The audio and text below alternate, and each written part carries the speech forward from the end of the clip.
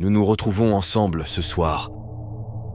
Dans un petit village enclavé entre les montagnes, une vieille maison qui surplombait tout. Elle trônait au sommet d'une colline, encerclée par une forêt dense et mystérieuse. Les villageois avaient appris à l'ignorer, préférant garder une distance prudente de ce qu'ils appelaient communément la maison des âmes perdues. L'histoire de la maison était empreinte de mystère et d'horreur. On racontait que ces murs étaient imprégnés des murmures d'âmes tourmentées, condamnées à une existence perpétuelle dans les ténèbres. Aucun vivant n'avait osé s'y aventurer depuis des générations. Un soir d'automne, cependant, 5 amis brisèrent la règle du silence. Sarah, l'intrépide meneuse du groupe, avait toujours été fascinée par le surnaturel. À ses côtés se trouvait David, son ami d'enfance loyal et courageux. Émilie, passionnée par l'occulte et l'inexpliqué, avait apporté avec elle un sac rempli de grimoires et d'objets mystiques. Michael, le sceptique pragmatique, avait décidé de se joindre à l'expédition par simple curiosité. Et enfin, Alex, le blagueur inébranlable, prétendait n'avoir jamais eu peur de rien. Ils franchirent les portes grinçantes de la maison à la tombée de la nuit. Une atmosphère glaciale les accueillit, et chacun ressentit un frisson le long de sa colonne vertébrale. Les bougies qu'ils avaient apportées vacillèrent dans le vent froid qui s'engouffrait depuis les fissures des fenêtres. Chaque craquement du parquet résonnait comme un murmure sinistre, et les ombres dansaient sur les murs, semblant prendre vie. Les heures passèrent, et le groupe explorait les pièces, découvrant des indices du passé sombre de la maison. Des photographies ternies montraient des visages oubliés par le temps, tandis que des meubles couverts de draps semblaient attendre un retour qui n'arriverait jamais.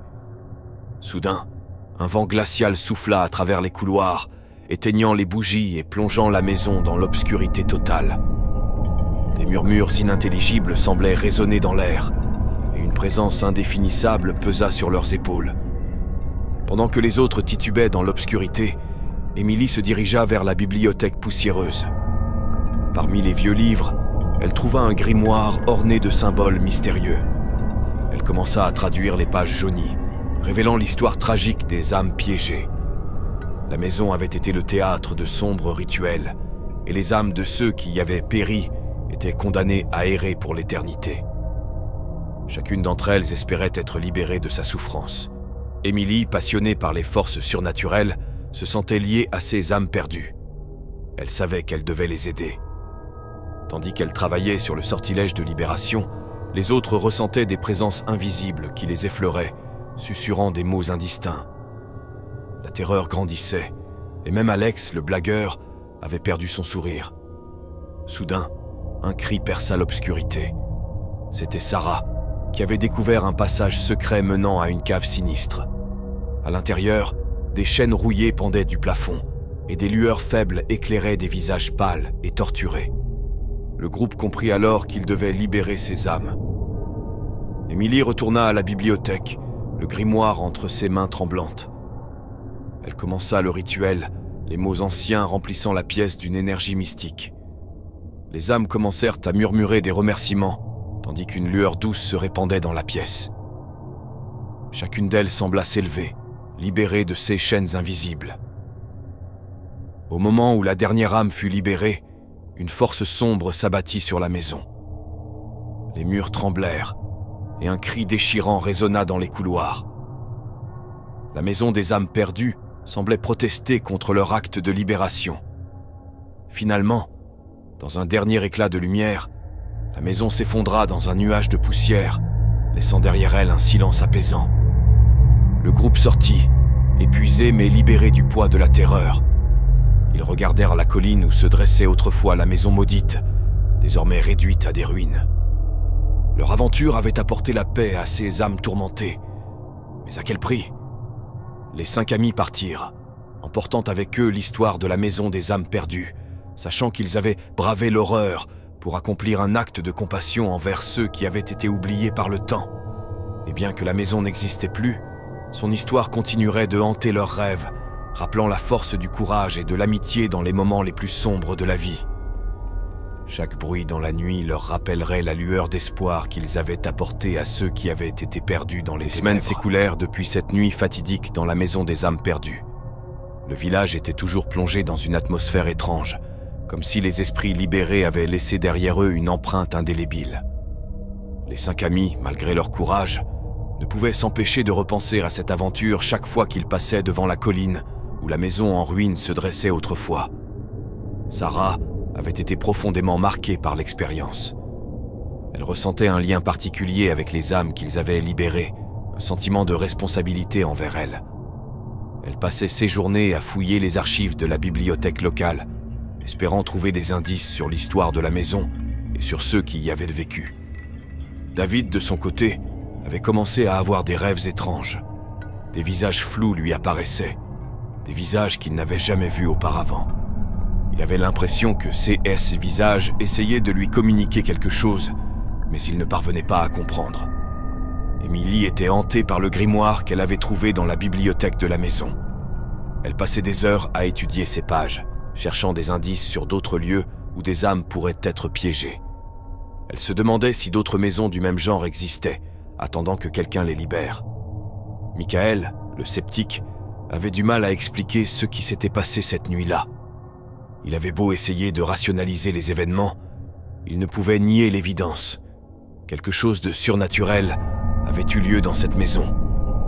Il commença à enquêter sur l'histoire de la colline et de ses habitants passés, espérant trouver des réponses.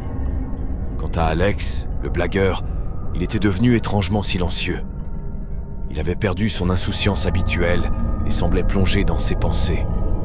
Il évitait souvent de parler de cette nuit-là, comme s'il craignait de réveiller les souvenirs qui y étaient associés. Un jour, Émilie fit une découverte troublante dans le grimoire. Elle trouva des indications sur une autre maison, située dans une vallée reculée où les âmes des défunts étaient censées errer. Convaincue que cette maison devait être libérée, elle partagea la nouvelle avec les autres. Le groupe, bien que hésitant, ne pouvait ignorer l'appel à l'aide de ces âmes perdues. Ils se préparèrent pour une nouvelle aventure, cette fois-ci avec un sentiment de détermination renouvelé. La vallée était encore plus isolée que la colline où se dressait la première maison. La forêt qui l'entourait était épaisse et imprégnée d'une énergie mystérieuse. La maison en question était un manoir délabré, perdu au milieu des arbres. À peine avait-il franchi les portes que des frissons les parcoururent. La maison semblait vibrer d'une énergie sombre, et les ombres semblaient plus menaçantes que jamais. Il savait qu'il devait agir vite. Chaque recoin du manoir révélait une nouvelle horreur. Des portraits anciens aux regards accusateurs, des pièces remplies de meubles couverts de draps, tout respirait l'abandon et le désespoir. Ils finirent par trouver le grimoire qui détenait le sortilège de libération. Émilie récita les mots anciens, et une lumière douce enveloppa la pièce. Les âmes commencèrent à émerger de l'obscurité, leurs visages exprimant à la fois la surprise et la gratitude. Au fur et à mesure que les âmes se libéraient, la maison semblait reprendre vie. Les murs qui avaient été ternes reprirent des couleurs, les craquements se transformèrent en doux murmures d'adieu. Quand la dernière âme fut libérée, un sentiment de paix imprégna la vallée. Les 5 amis savaient qu'ils avaient accompli quelque chose de profondément important. Ils quittèrent la vallée, le cœur léger, sachant qu'ils avaient apporté la paix à ces âmes tourmentées. Ils savaient aussi que leur mission ne s'arrêtait pas là. Il y avait d'autres âmes perdues, d'autres maisons à libérer. Leur histoire se répandit à travers les villages, et bientôt, des gens de tous horizons vinrent chercher leur aide. Les 5 amis devinrent des légendes, des chasseurs d'âmes qui parcouraient le pays pour libérer ceux qui étaient piégés entre 2 mondes. Chaque nouvelle maison apportait son lot de défis, mais ils avaient appris à faire face à l'obscurité avec courage et détermination. Ils savaient que tant qu'il y aurait des âmes perdues, ils continueraient leur mission, apportant la lumière là où elle était si désespérément nécessaire. Et ainsi, leur légende perdura, transcendant le temps et l'espace.